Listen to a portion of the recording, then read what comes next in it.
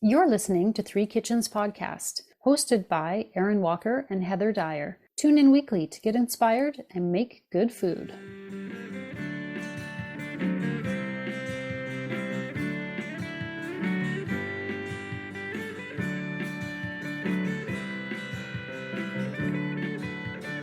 Welcome to Three Kitchens Podcast. This is a special episode where we are bringing you something from the vault with a little update.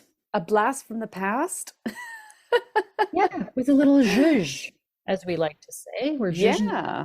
Oh, I'm Heather, and there's Aaron over there. Oh, that's right. That's us. Hello. But you know that because we have a little thing at the top that says who your hosts are. And actually, this episode, the original episode that you're going to hear after we give a little update, was recorded 2 years ago. And so Sarah was also hosting with us. That's right. For anyone who doesn't know the history, we originally had 3 hosts, which is why it was called Three Kitchens. And our third host is our friend Sarah, and she's in some of the older episodes. So if you're wondering, so Sarah is also in this episode. And I originally wanted to make babka because it looks delicious, but I'd never eaten it.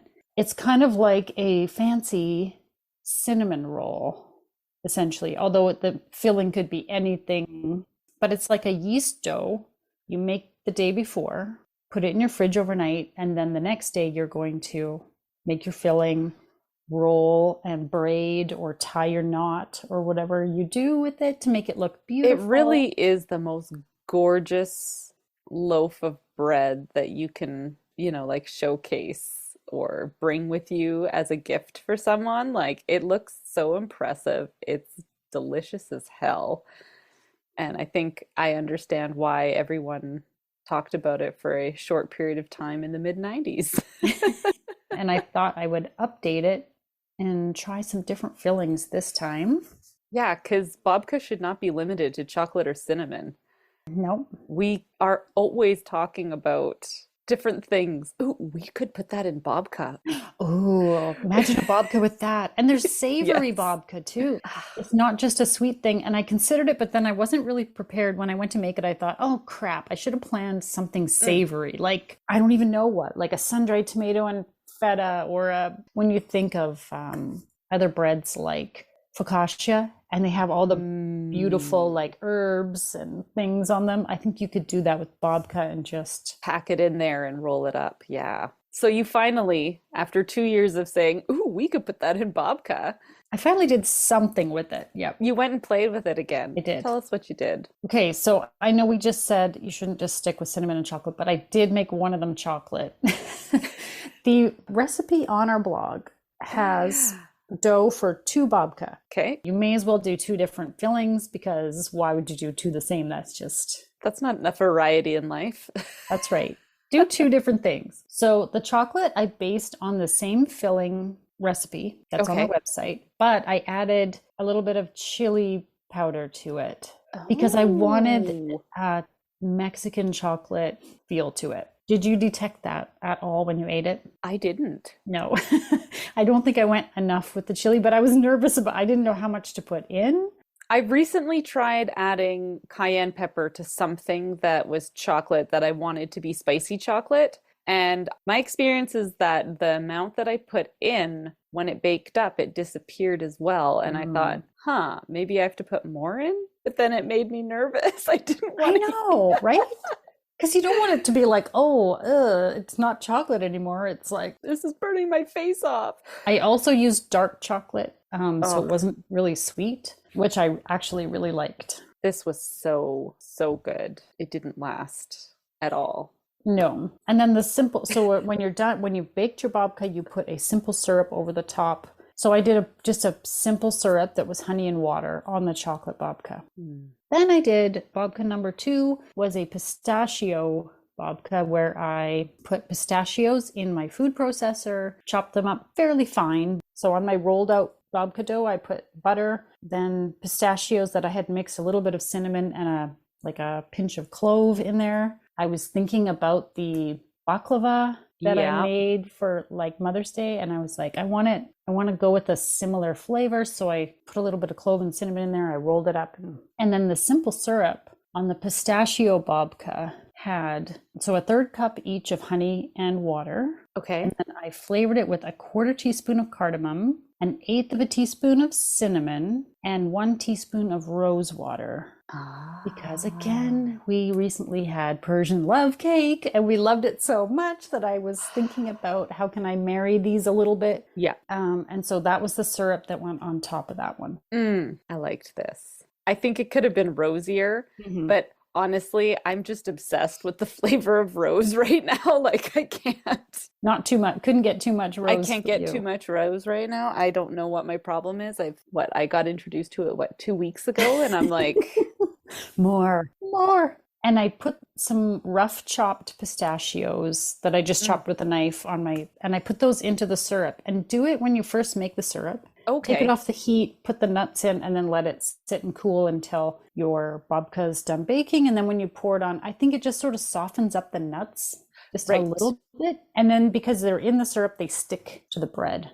I just loved the way that this one turned out, like the look of it with the layers. You've got that layer that kind of folds and your filling comes out a little bit, or you get a glimpse of it, and it's got those beautiful like ridges. This just looked so beautiful. This had the flavors of the baklava in there, and the honey was perfect. Oh, I loved this as well. I liked both of them. It's a big undertaking, but it is delicious. And we had some impromptu family come into town, say, hey, we're in town, can we stop by? And we said, yeah, we'll make dinner for you. And then I was like, oh dang, I didn't have time for dessert. But wait, Heather had time for dessert. Babka to the rescue. So we served this babka for dessert, and it was gobbled right up. I got to brag about my job. And now Grandma and Grandpa, guys. go This is listen to work. the podcast. I'm sure they're all over it. Yeah, it was so good. And now I really need I need to try making this babka. You do. You will find it super easy. It's not a difficult dough. It comes together with the dough hook and the mixer. Right. You don't spend a whole bunch of time kneading it or working with it. And it doesn't rise a bunch. It's not like a big poofy. No, it's a dense, delicious dough. And I love a dense, delicious dough. It's all about the filling. I mean, the dough is good, but it's all about the filling. The dough is a fantastic delivery system for this filling. Yeah. Whatever kind of filling you want to put in there. I want you to take on the savory one. Maybe you could do that for us. Okay. Challenge accepted. I will figure something out. Yeah, it's worth it. I'm so glad you brought this back out of the vault again, and enjoy our babka discussion. Babka from the past. We've got even betterer babkas now. It sounded in my ears like you said betterer. I did. Oh, I thought I must have heard that wrong. Betterer. We've gotten betterer. We've gotten betterer at babka. I have never even eaten babka. I've not made it, clearly. Has anyone made or eaten? No, but I just keep thinking of the Seinfeld episode. So exactly. Remember back to 1994 in the Seinfeld episode where Elaine and Jerry are going to a dinner party. They stop at the bakery. They want to get a chocolate babka to take to the party because that's the thing at the time in New York at this bakery. And so they forget to grab a number. It gets busy. People come in. They're like, but I was in line, but they'd forgotten the number. And they find out that these people they don't like who are also going to the party got the last chocolate babka. But there's still cinnamon left. But they're not impressed with cinnamon. They say the cinnamon is the lesser babka. So here's what I'm thinking.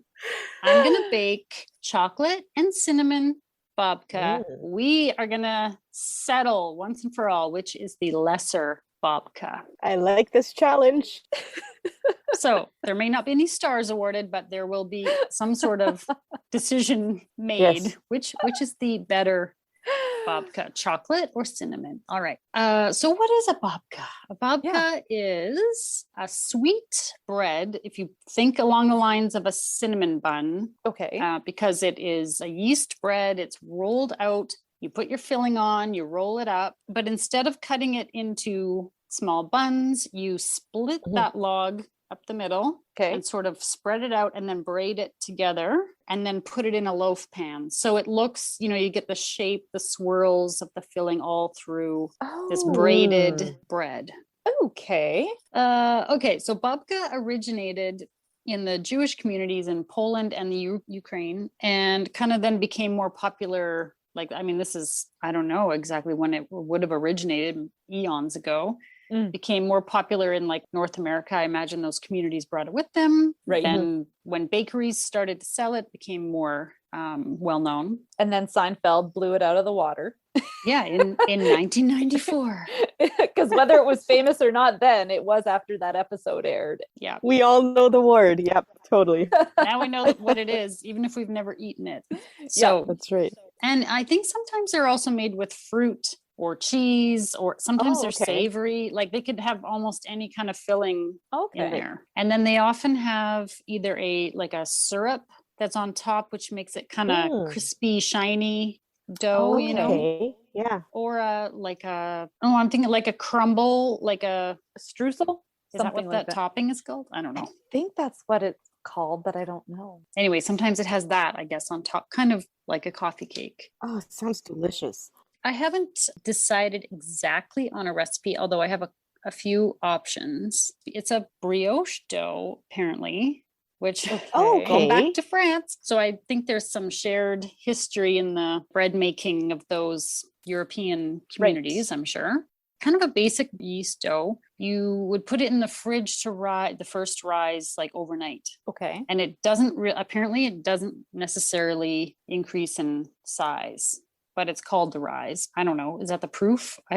You guys tell me. It's the bulk fermentation. It's the fermentation in the fridge overnight. And then once you've rolled it out, put your filling on, done the braiding and everything, then again, you let it rise for, I think it's an hour and a half or something. And then I believe it does increase in size, but we will find out. So recipes I've been looking at, the cinnamon filling is pretty similar to what you would do with a cinnamon bun. You've got your brown sugar, cinnamon, butter. Okay, yeah. Spread it on, except I think you're going for a lot of filling. Like you really want this to be like flavorful. Do you add cinnamon to the flour and the dough or? No, from what the recipes that I've looked at, the dough is plain. Okay. The spread is where the flavor comes into it. Okay, thank you. The chocolate one that I was looking at is like you're in a saucepan, you're cooking chocolate, butter, heavy cream, cocoa powder, sugar, salt. Like you're making kind of like an icing. Yeah.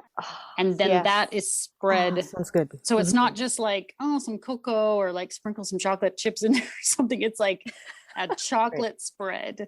Nice. Oh, yeah. But I'm guessing you could also do like Nutella or like some prepared thing that you can, make it simple for yourself if you don't want to make the filling. But I think I'll make it because it sounds good. You better make it. No shortcuts. Oh boy, I don't want Nutella. I'd still eat it.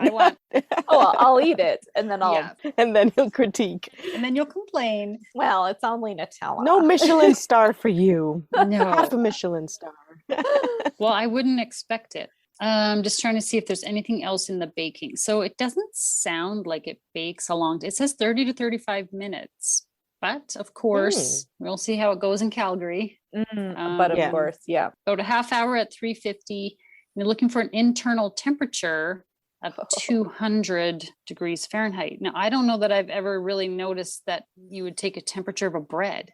I have never taken a temperature of a bread before. Yeah, weird, right? You had your temperature. Oh, but that was in the dough of your gougere. Yeah, in the dough. This sounds so good. And I'm so excited that it's a brioche because brioche bread is so delicious. Yeah, apparently you can also, I had read some things where you sometimes find babka made with like a croissant dough.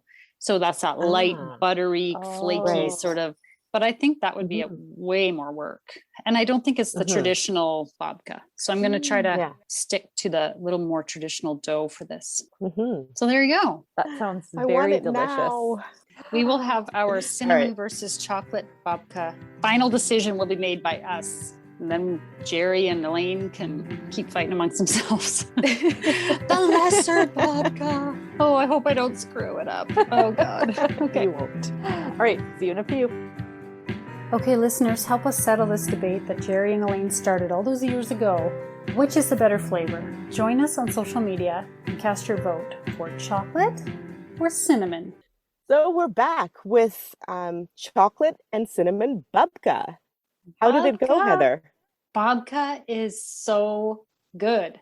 Like, how did Yeah, I go babka is all this good. time never having eaten babka? Let's talk about how to make babka. So, Yes. I mean, there's a million and one recipes out there. They're all basically the same.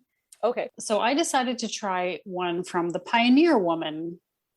She's Ree Drummond. She's on the Food Network. I don't really know her recipes, but I thought it sounded simple. It makes 2 loaves. So check when you're looking for a recipe. Some of them might just make 1 loaf. It's worth it to make 2. If you're putting the time into it, make a double, right? Okay. And her recipe's for chocolate babka. If you're looking it up, obviously I made 1 cinnamon and 1 chocolate with her recipe. Part of the process for making babka is to mix up your dough, put it in the fridge overnight. That's what the recipes always say. But because we've had some heat, it wasn't full on heat wave when I made this, but it was warm and I didn't want to have my oven going in the day. So I mixed up my dough early in the morning and put it in the fridge for the day. And then I baked it later in the evening. Yes. When I was willing to turn on my oven. Right. And that seemed to work just as well. So if you forget to mix your dough the night before, you can still save yourself by mixing the dough in the morning and baking at night. Yeah. You have a backup plan.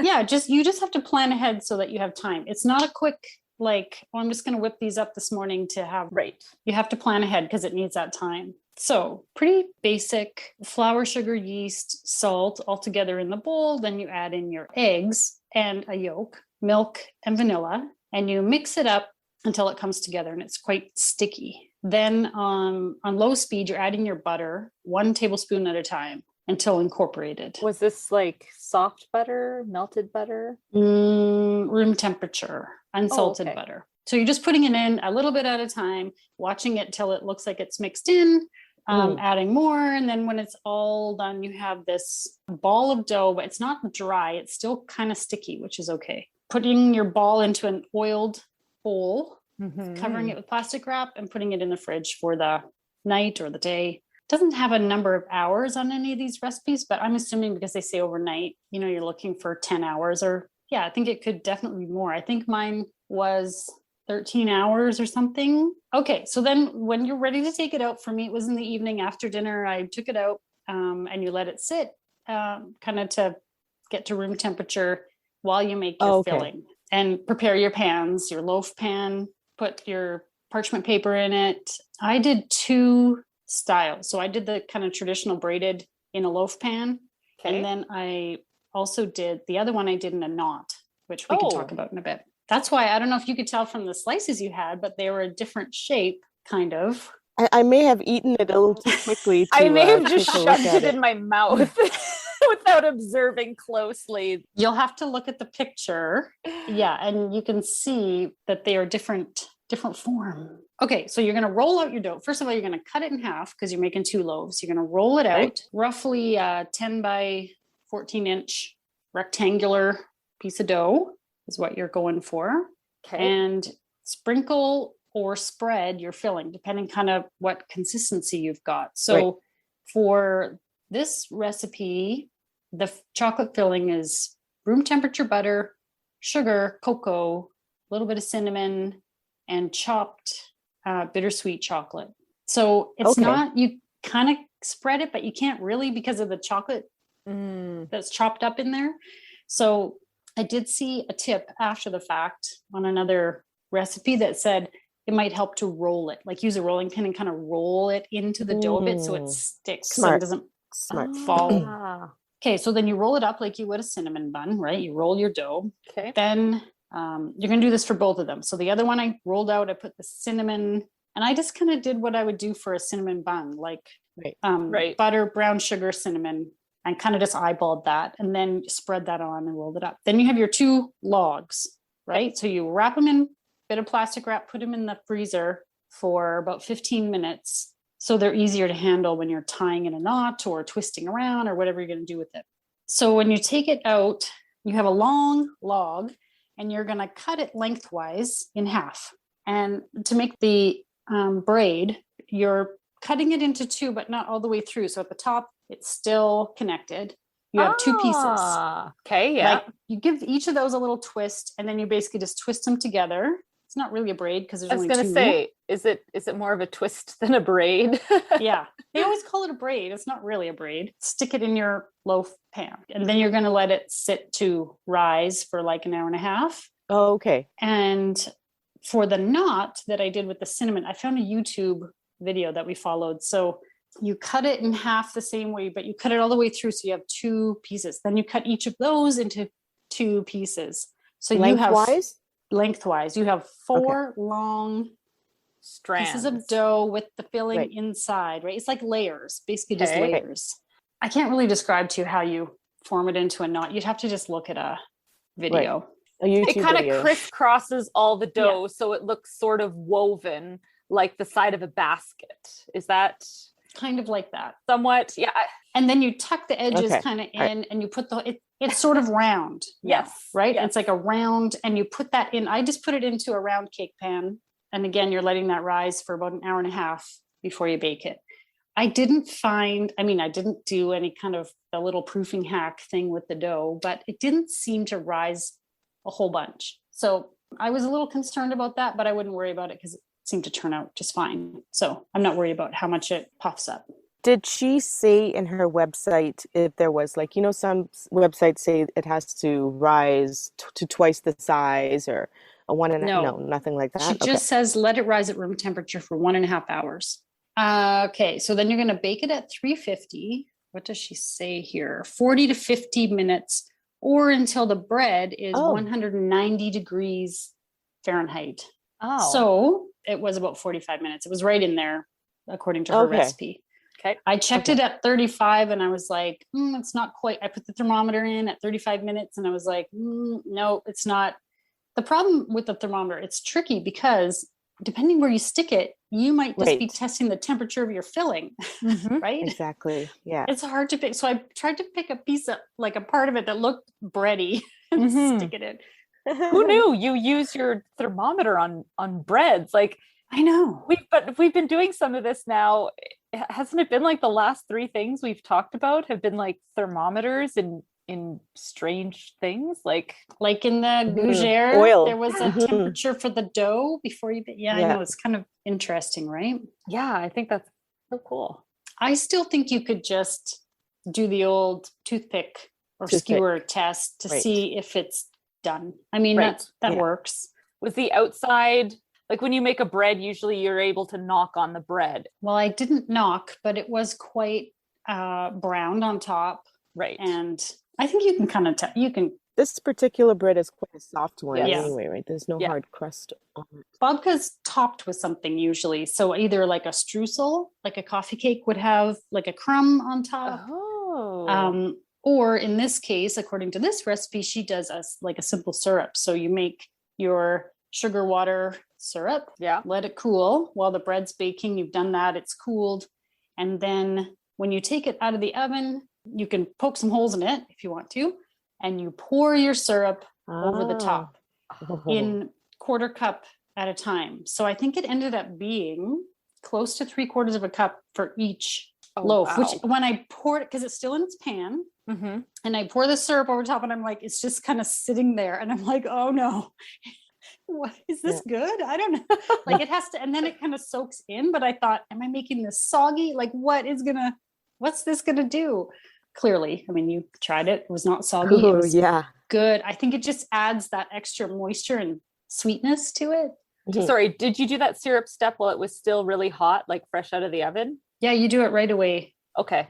And then you let them sit in the pans until they're cool, like she says about 40 minutes. I let them sit there, I don't know, close to an hour probably. And then I just lifted it out with the paper and put it onto a rack. And all the syrup had been absorbed. There was no like puddles or mushy bits. Oh, wow. Yeah. I do that when I've done that before with like if I make a lemon loaf and it's supposed to have like a glaze over top, it's the same thing. It's the lemon juice and sugar, and you just pour it over top, and it bubbles and it sizzles and it kind of like crisps on the top, but then it soaks into the bread. And yeah, it doesn't make it soggy. Somehow it does that magic. Yeah, that sounds yummy. Okay, so I would like to know which you preferred. Did you have a preference for chocolate or cinnamon? This was so hard. Your husband dropped it by. My kids were gone, but sadly my husband was not.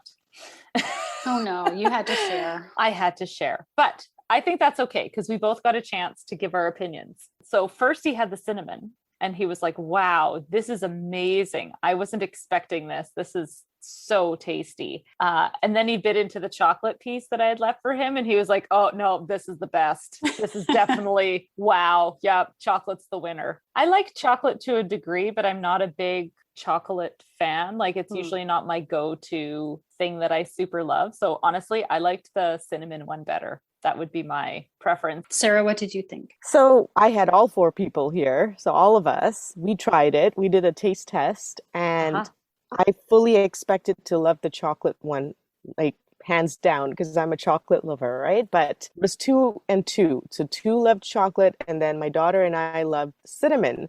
But then I had a little bit left over. And so I think it was like maybe 10 minutes later, I went to taste it again and I'm like, no, wait a minute. I like the chocolate one better. So I don't know.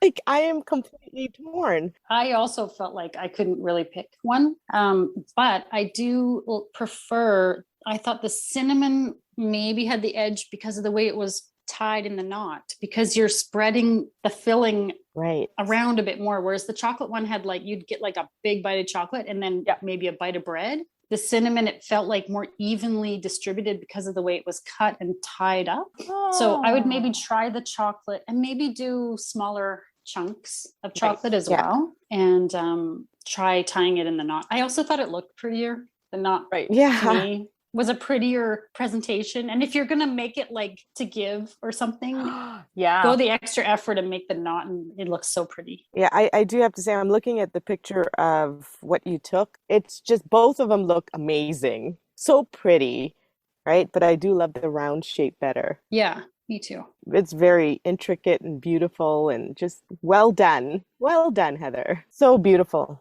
And that color on top, it's so pretty. Just everything about it is just artisan. And I just think I will never go back to making a cinnamon bun with this like dense bread dough when you could do a little extra effort with the butter and the milk and make this dough, which is so much lighter and so light. I think so much rich better.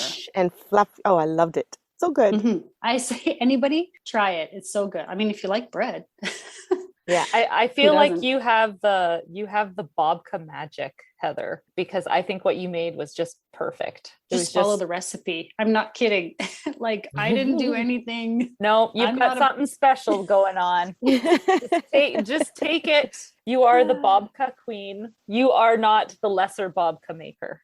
Oh, wow. You are the greater. That is quite the compliment. My husband said, can you make babka every week? And I'm like, do you want to weigh 250 pounds? No kidding. What are you willing to sacrifice here? Because we will just eat that. We will eat it up. Oh, yeah. How hard do you think this was in, like, next time, would it be much easier? It was not difficult at all. Difficult. It just requires patience. Because you got to leave it in the fridge. You got to plan ahead, pick your time when you want to bake it, leave it in the fridge. And I mean, I'd have to look into it a little more, but I think you could leave it longer if you needed more time. Like if you needed to whip that dough up, leave it in your fridge for a couple of days. I don't think that it would make a difference, but I'd have to do some reading up. And would you put any other fillings in it? Oh, you know what? There's so many. There's savory. I've seen it with pesto. I've seen like green tea and black sesame, like matcha, interesting. And sun-dried tomato and rosemary. Like you could do, it's a bread. It's just a bread, right? So it's sweeter, but you could put anything you can think of to spread in there and roll it up. Wow. Yeah. I'd like to try a savory one. I think the recipe may have said to let it go on that dough hook for 10 minutes or something. But then most other recipes I saw were like, avoid kneading the dough. Like maybe you don't want to toughen it up. Yeah, you just want it to be all combined and then leave it alone. Don't mess with it. And you don't want to put out too much flour when you roll it. Right. If you can avoid it, because it will dry it. Like you don't want to dry out the dough by adding more flour. Oh, that was one note that I did have. It was super sticky, like more sticky, I think, than it was supposed to be. It wasn't coming together. And I ended up adding, I think, 3 more tablespoons of flour as I was mixing it. I just did it a little bit at a time to bring it together because it was super wet. Go make babka. No kidding. Seriously. Yeah, I'm gonna go make babka. It's And I like so saying good. the word. I know. I'm drinking my coffee right now, and I'm like closing my eyes and trying to like summon the memory of that. Oh God, it was just so good, Heather. I loved it too. It was so good. And I'm like, why have I not made this before? I will never make just a regular old cinnamon bun again. Forget it. This was so easy. It was easy to roll out. It took like very little effort, really. Just patience. That's it. Awesome. Made popular by Seinfeld. Well, it was made popular by bakeries in New York, Jewish bakeries that made it. It was just Seinfeld took it to everybody else, right? To We all everybody learned else. about it. Brought it to us. Yeah. And that was 1994 was that episode. If anybody wants to look it up, it's called The Dinner Party, the Seinfeld episode. Yeah, I think it was February 1994. The husband and I watched it as we were doing dishes the other day. Oh, awesome. Yeah. All right. I'm glad you liked it. Go forth and make babka, everyone. All right. We're done. We're going to go stick our feet in the kiddie pool. Oh, because it's hot. That sounds great. I'm out of here. All right. Bye, guys. See you later. Bye. And now for the fine print. Join us over on the socials, Facebook, Instagram, YouTube, and on our website, threekitchenspodcast.com. Remember, when you like, follow, subscribe, and review, it helps more people find us. Thank you so much for listening. 2 strands does not make a braid. I think you need at least 3 strands to braid. That's what my mom taught me. I don't know if that's true. It's only a twist.